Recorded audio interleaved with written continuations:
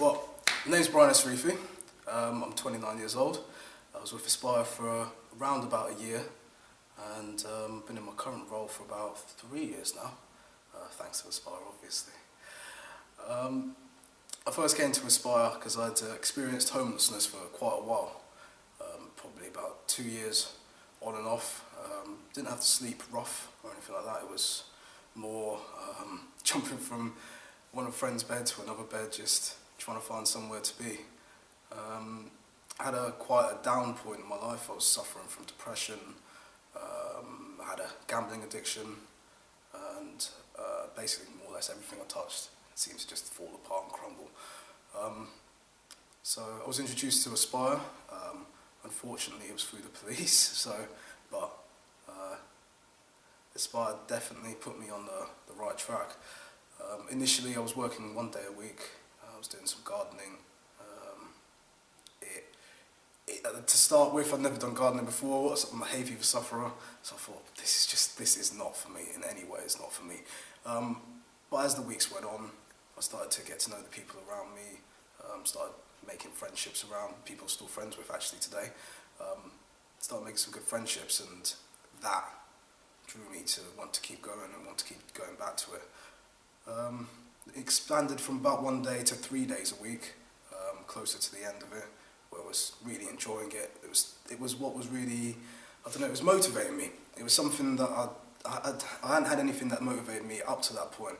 I was feeling sorry for myself. I thought that everyone hates me, the world's against me, and yeah, the people I was working with definitely showed me things are very different to that. That's not how the world is.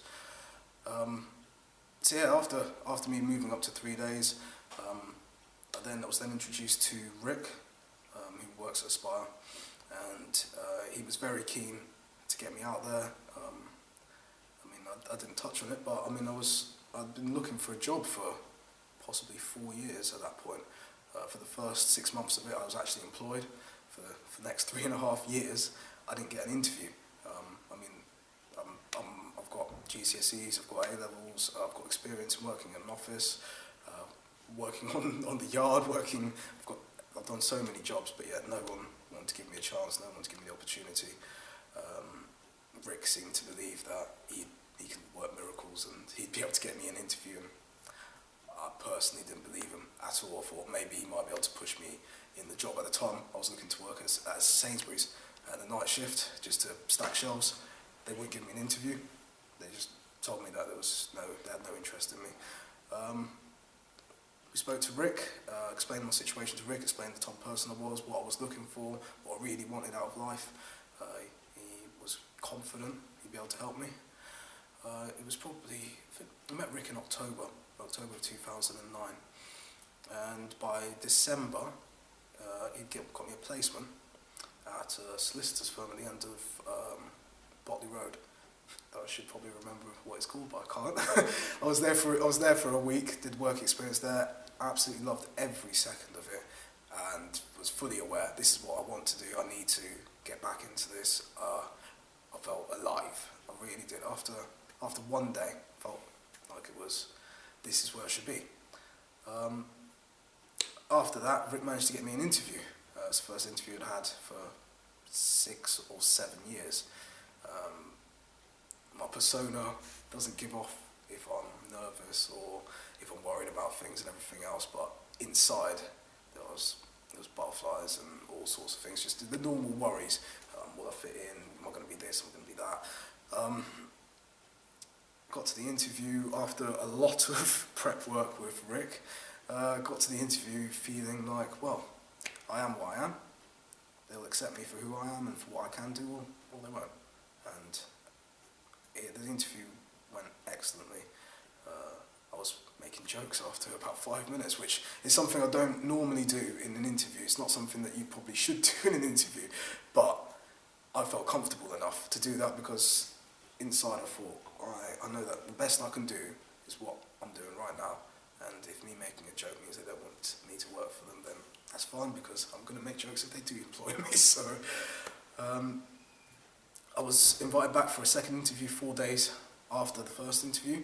They'd already interviewed 5 other people. All 5 had degrees from university. 4 of them had just finished university and just wanted to get into a job straight away. One of them had done the same job before. So when I got the second interview, I thought, wow, I know that they've narrowed the field and it's going to be me against 2 incredible people that could work for them. After a minute or 2, it was clear I was the only person who'd been invited back for a second interview. It was very jovial. Probably 5 minutes after that, I was handed an envelope and they'd offered me the role. First people I phoned before my mum, before my girlfriend, was Aspire, just to say thank you, because yeah, it's quite an emotional thing for me, because yeah, it's a difficult time in my life, and it was nice to just have people that believed in you, that wanted to help you, wanted to push you on, and yeah, Aspire definitely did that for me. So yeah, I started the job, and I started the job 3 days after the second interview. They wanted me to start a month and a half later. I said, I'll start today, because I need to do this. Is now for me. I don't want to wait. I can't wait anymore. So I started the following Monday. It was Wednesday. I started the following Monday, and I've never looked back. After 3 days, I had to cover a member of staff there, a very experienced member of staff there, who'd gone on holiday for 2 weeks. After I had a days and a half training, I was just thrown into the deep end, and I thrived off it. I really did. After 2 months, I was given a pay rise. After 3 months after that, I was given another pay rise, and then 6 months for the next year and a half, pay rise, pay rise, pay rise. Just from having something I could believe in, something I could feel like this is mine. This is something that I can actually do, and I can move forward with this, and I can be a better person for it. So. Yeah, since then I've been on training courses, I've been on managerial courses, I'm the head first aider, I'm at work. My current manager retires in about 18 months' time, and my role is to succeed her, and that's what I've been training for the last year now.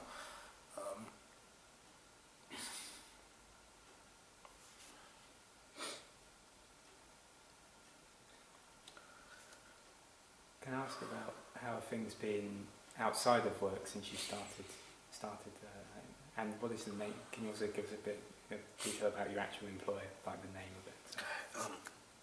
Well, the company I work for is called FMB Oxford. They design, manufacture and install beamline and synchrotron components, which in half layman's terms is particle therapy.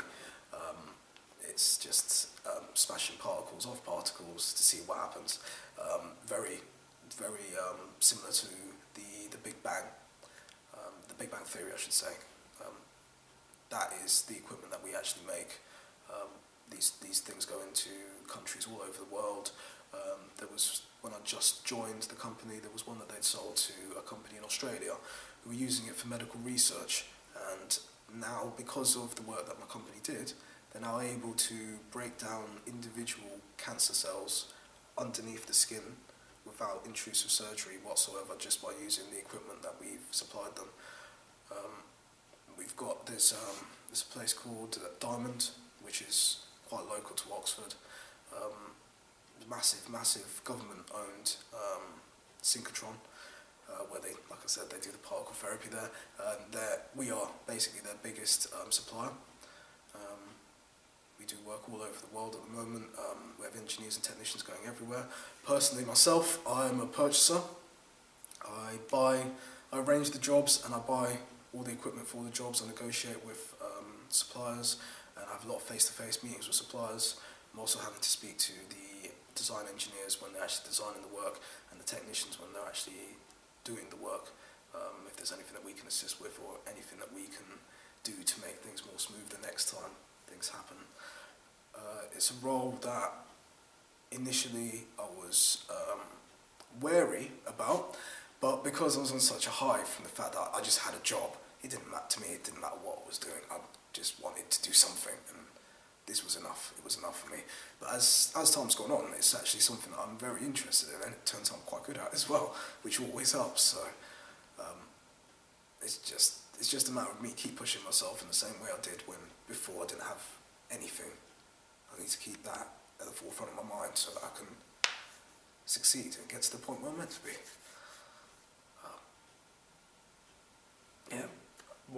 What's changed for you outside of work? Well, before I had the job, none of my friends, none of my family knew that I was homeless. They just assumed I was living wherever, and I was just visiting people now and then. I never told another friend that I'd visited the last one, and so on and so forth. I got really good at falling asleep during the film, so that people would leave me alone so that I could sleep there. It became a normal thing to me. Since then, I've got a girlfriend. We've been together for 2.5 years. I've got a 1-year-old daughter who is gorgeous. By the way, I know everyone probably says that about their own child, but she genuinely is gorgeous. And apart from anything else, I mean, I've got a good family life now. I get on very well with my family, my brothers, my sisters. I've got a small but a very close friend network, which if there's ever any issues I can go to.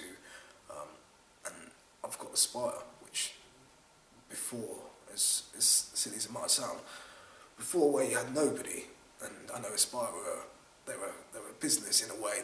They're trying to get people back on their feet and they're trying to push forward, but in essence they're a business. I still see them as someone I can, if things got really bad, I could come to, and I feel confident in talking to them and explaining my situation, because I know they wouldn't look at me in a funny way or anything like that. It's just down to earth people, and there are times in everyone's life where you need that. You need the support. You need someone to put just an arm around you, just to say, it's all right. Well, you're being silly. Shut up. Anything like that, just to push you on.